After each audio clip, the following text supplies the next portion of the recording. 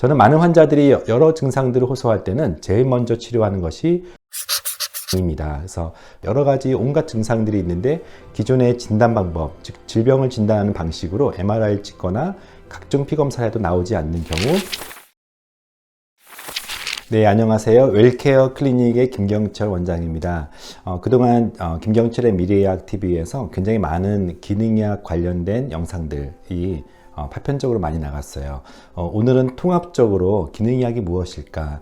여전히 현대의학에 익숙한 사람들은 이 기능의학에 대해서 때로는 오해를, 때로는 너무나 또 큰 기대를, 또는 과학과 비과학의 중간 개념처럼 잘못된 상식을 갖고 있는 것 같아요. 그래서 기능의학이 무엇인지에 대해서 오늘은 좀 설명을 좀 차분하게 드리도록 하겠습니다.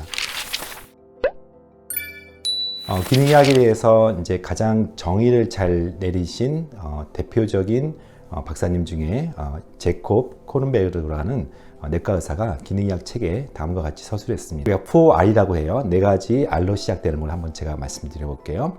첫 번째가 remove, 정상적인 생리 기능을 방해하는 것을 제거하고, 즉 내 몸속에 많은 것들이 우리를 힘들게 하는데요. 그 중에는 장내 미생물일 수도 있고, 또 중금속이나 생활 환경 같은 독소일 수도 있고요. 또는 내 마음속에 근심 걱정일 수도 있죠. 그래서 나쁜 것을 제거하는 remove라고 하는 부분이 굉장히 중요한 개념입니다. 두 번째는 적절한 건강에 필요한 것을 넣어주고 라는 부분들이죠. 그래서 영어로 re-inoculation, 다시 집어넣는다는 뜻이죠. 특별히 나이가 들면서 떨어지는 많은 호르몬들이 있고요. 또 같이 병행하여서 영양불균형이 생기면서 적절한 영양소들이 공급이 적게 되거나 공급은 되었지만 흡수가 안 되어서 막상 필요한 신체에 부족한 것들을 채워준다, 그런 개념이 있고요. 세 번째는 중요한 개념 중에 리페어라고 하는 시스템이 있어요. 즉 인체 스스로 치유 능력을 회복할 수 있는 것을 도와준다. 기능의학은 어떤 수술처럼 암을 제거하거나 또는 약물을 써서 특정 증상, 질병을 치료하는 개념이 아니라 가능한 비약물로 그 사람이 스스로 회복할 수 있도록 도와준다는 그런 중요한 리저버 개념 또는 리페어 개념이 있습니다. 또 한 가지 생리적인 균형을 이룰 수도 있도록 도와준다. 리밸런스 개념이죠. 그래서 좀 이따가 여러 가지 밸런스 깨진 것들이 현대 질병의 첫 시작이라는 것을 보여줄 텐데, 이 4R이라고 하는 컨셉으로 볼 수 있을 것 같아요. 우리가 어떤 질병을 진단할 때, 즉 암이라든지 당뇨병 같은 질병 걸리는 사람이 어느 날 갑자기 질병 걸리는 게 아니라 서서히 기능이 망가지고, 그리고 그 망가진 것이 회복되지 않고 구조화된 변형을 이룬 것이, 즉 질병이 났을 때 그 중간 단계에 아직은 가역적이고 아직은 고칠 수 있는 그 단계를 건강하지 않은, 근데 질병을 진단받지 않은 그 사이존, 영어로 그레이존이라고 하는 부분들, 또는 아직 병은 아니다 해서 미병이라고 하는 부분들을 다루는 부분이 기능의학을 할 수가 있겠습니다. 현대의학과 기능의학은 그래서 관점이 좀 달라요. 우리가 저도 의과대학 시절에는 질병 중심으로 병리학, 또 어떤 진단 중심으로 영상의학과나 병리학과 같은, 또는 치료 중심으로 이렇게 진단과 치료라는 전형적인 질병 중심으로, 그리고 현대의학은 굉장히 많은 부분들이 좀 세분화되어 있죠. 같은 내과여도 폐만 전공하시는 분들 또는 위만 전공하시는 분들이 다 다르죠. 근데 기능의학은 이제 그런 관점에서 좀 많이 다릅니다. 첫 번째가 이런 진단과 치료라고 하는 전형적인 질병 관점이 아니라 건강하지 않느냐의 건강 중심의 어떤 개념이라고 보시면 되겠어요.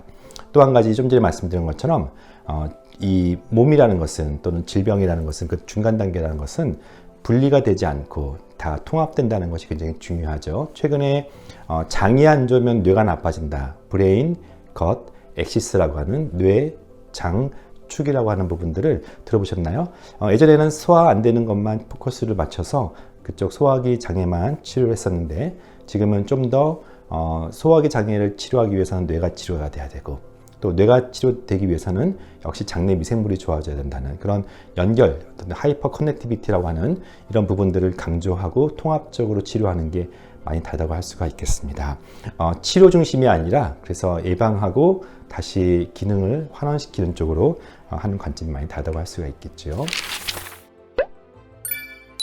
기능의학의 가장 중요한 코어 철학이 있습니다. 핵심 철학이라 할 수 있는데요. 첫 번째 바이오케미컬리 인디비주얼리티, 사람마다 다르다는 것들이에요. 이 생화학적 특성이 다르다는 것에 굉장히 많은 사람들이 공감하실 거예요. 아무리 좋은 약이어도, 아무리 좋은 영양제여도 사람마다 그 반응이나 또는 부작용 또는 작용이 다 다르죠. 아무리 우리가 좋은 통계를 가지고 논문을 냈어도 그 평균적인 개념의 치료, 평균적인 개념의 진단이 아니라 개인의 특성에 따라서 다르게 치료한다는 것이 기능의학을 관통하는 퍼스널라이즈라고 하는 이런 바이오케미컬 인디비주얼리티가 되게 중요합니다.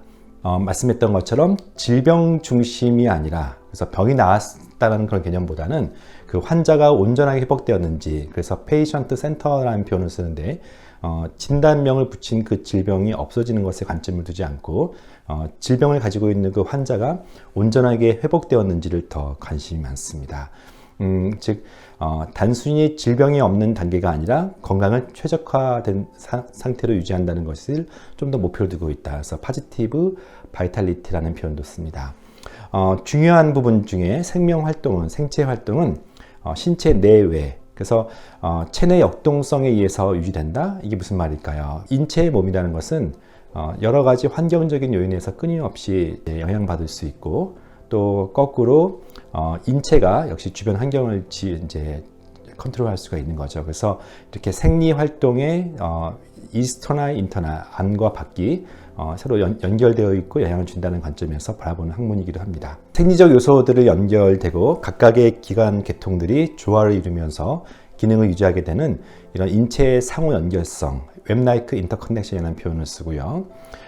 신체 기관의 예비력 증강으로 건강을 유지시킨다. 즉 질병을 의사가 주도하는 부분도 있지만 많은 부분에서 어느 정도만 회복시키면 스스로 회복할 수 있는데 좀 더 포커스를 둡니다.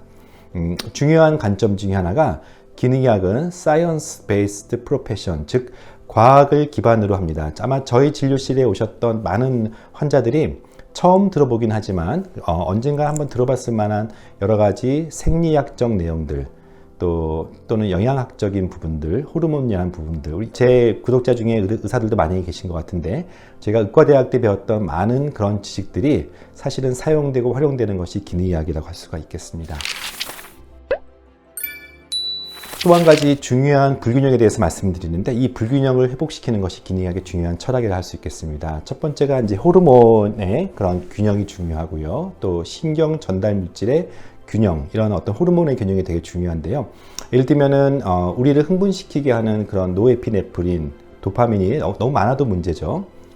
여러 가지 망상장애가 생길 수 있거나 또는 과도한 중독이 될 수 있고, 거꾸로 너무 떨어져 있으면은 도파민이 떨어져 있거나 이런 아드레날린이 떨어져 있으면 너무 사람들이 지나치게 무기력해지고 또 어떤 침체, 우울감을 경험하기도 하죠. 그래서 이런 신경전달 물질에 과도하지 않고 적절한 균형, 남들만큼 최적화된 상태를 유지한다는 그런 개념이 되게 중요합니다.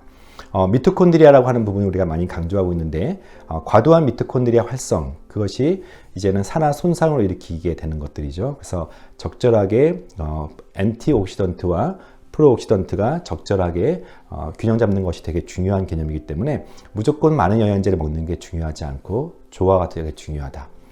해독에 대한 부분들도 중요하고요. 면역도 그렇습니다. 이번 코로나 시기에 많은 사람들이 면역이 없어서 문제이기도 하지만 또 과도한 면역이 생겨서 또 문제이기도 합니다. 대표적인 우리 현대인의 질병 중에 자가 면역 질환, 오토임뮨 디스오더가 있는데 면역이 과도한 것도 문제가 돼요. 그래서 무엇이든지 항상 지나치면 부족한 것만큼 문제가 되는 거기 때문에 이런 면역과 염증도 적절하게 균형을 이루는 것이 중요합니다.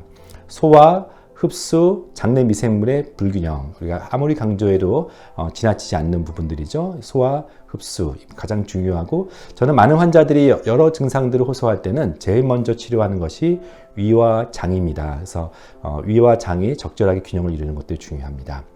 또 그 외에 스트럭처럴 또는 멤브레인 임밸런스라 그래서 아무리 좋은 것을 많이 먹어도 자세가 균형 잡혀 있지 않고 골반이 틀어져 있거나 또는 경추와 척추가 뒤틀려져 있으면 많은 증상들이 야기됩니다. 그래서 이런 스트럭처, 어떤 구조학적인 밸런스도 중요하고요. 마지막으로 신경, 마음, 신체, 나아가서 영성까지 통합적으로 불균형을 해소한다. 통합적인 균형을 맞춰야 된다는 것도 중요합니다. 흔히 말하는 마인드 바디, 마음이 몸을 지배하고 몸이 마음을 지배해요. 환자들 종종 물으면 뭐가 제일 스트레스가 많습니까? 몸이 힘든 게 가장 스트레스인 사람도 있어요. 그리고 그 스트레스가 다시 몸을 힘들게 만드는 경우도 있기 때문에 마음과 몸은 동시에 좋아져야 된다. 더 나아가서 인간은 영적인 동물이기 때문에 그 영혼까지 평안해야 된다는 것을 강조합니다. 기능의학 환자를 제가 다루고 있으면요, 많은 사람들이 진료실로 옵니다. 첫 번째 가장 대표적인 그룹들이 특이한 증상이 있어요. 여러 가지 온갖 증상들이 있는데 기존의 진단 방법, 즉 질병을 진단하는 방식으로 MRI를 찍거나 각종 피검사를 해도 나오지 않는 경우 저희한테 찾아오는 경우가 많이 있어요. 왜냐하면 기존의 대학병원의 관점은 질병을 진단하는 관점이기 때문에 흔히 말하는 바이오마커 자체가 다르기 때문이죠. 저희는 건강하지 않다는 관점에서 바이오마커를 보기 때문에 진단이 돼야 원인 찾고 원인 찾아야 치료하기 때문에 저희한테 많이 오시는 분들이 기존의 질병을 가지고 있지 않지만 많은 증상이 있는 분들이 반복적으로 호소할 때는 보통 대학병원에서는 정신과 가라는 얘기만 할 때 자기는 아무 생각해도 정신과 문제가 아니고 몸의 문제라고 했을 때 찾아오시는 경우가 있어요. 또 한 가지는 이제 진정한 의미의 주기 검진으로서 질병이 돼서 검진하는 것 이전에 질병이 되기 전 단계에 여러 그 과정 중에 있는 데이터들을 봄으로써 사람들이 회복할 때 검진한다는 개념이죠. 그래서 저희가 하는 검진을 통해서 많은 사람들이 질병 되기 전 단계에서 검진돼서 진정한 의미의 주기 검진 하러 오시는 분들이 있고요. 또 최근에 특별히 암 환자들 중에 암 생존자 또는 암을 현재 열심히 치료받고 있는 사람들 중에서 암 치료 중에서 수술적이거나 또는 항암제나 방사선 치료 외에 좀 더 다른 몸으로 다른 형식으로 치료받고 싶어 하시는 분 중에 그중에 전인적 치료를 원하시는 분들 많이 찾아오기도 합니다. 이처럼 기능의학은요, 오늘 많은 이야기들 했지만 우리가 현대의학의 패러다임이라고 하는 질병 중심에서 건강 중심이라고 하는 개념으로 바꾸고 치료 중심에서 예방적인 개념으로 바꾸는 것이 기능의학이 가장 큰 권력입니다.